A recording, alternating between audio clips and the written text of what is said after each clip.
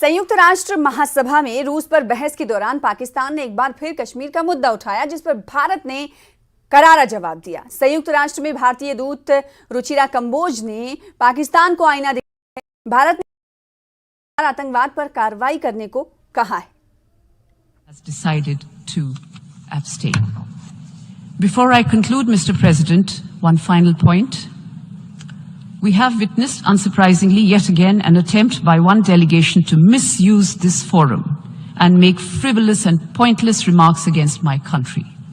Such statements deserve our collective contempt and sympathy for a mindset which repeatedly utters falsehoods. It is important, however, to set the record straight. The entire territory of Jammu and Kashmir is and will always be an integral